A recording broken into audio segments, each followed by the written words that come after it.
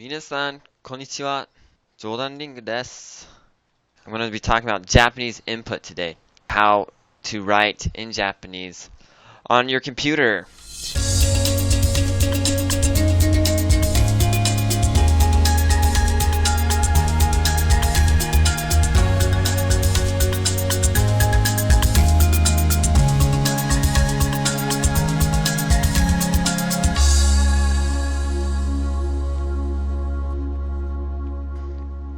So, the first thing that you're going to want to do is make sure that your device's Japanese input is activated.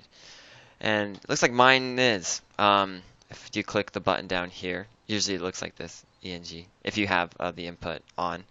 Then you can click down here, and then you'll see the option for Japanese Microsoft IME right here. And then if you click on that, then Japanese keyboard should be activated. If you notice that right here, down the bottom left corner, that it's not showing a hiragana symbol, but it's actually showing the letter A, then you're not going to be able to be writing in hiragana or katakana or kanji. So you're going to have to left click that once, and it'll turn back into this. Or you can right click it and make sure that the hiragana option is selected, and that's at the very top if you're using Windows 10. Alright, so now that we've made sure that our Japanese input is activated, now all we have to do is write the hiragana symbol that we want to in Romaji with our keyboards, and it will come up as hiragana. So let's try that out. So apparently we can get the A simply by writing the letter A. So let's try that. I'm going to write the letter A, and sure enough, it brings up A. And you might have noticed that has this little dotted line underneath here, and we're going to get rid of that by pushing Enter. And we'll talk a little bit more about why that happened in just a second. So let's first practice writing these words. So we have sushi right here, and so I'm going to write S-U-S-H-I on my keyboard, and sure enough, it brings it up in hiragana. Cool. Let's now do it for tsunami. T-S-U-N-A-M-I. Excellent. Next, let's try sakana. Sakana means fish in Japanese, so S-A-K-A-N-A, sakana. Cool. And then we have the word shiawase, which means happiness. So let's go ahead and write that now. S-H-I-A-W-A-S-E.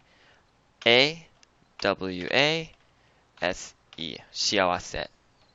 Cool. And yep, that's how you write the hiragana. Now, there's a couple of important things that you're going to want to remember.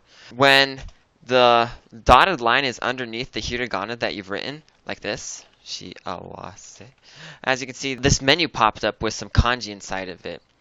That's because hiragana usually correlates with some kanji. That's kind of more for advanced purposes, and all that we're trying to do right now is basically just write hiragana. So when you see that menu pop up, if you want to make it go away real easily, just push the Enter button. You can also push the Escape button, which makes the menu go away, but it keeps the line there.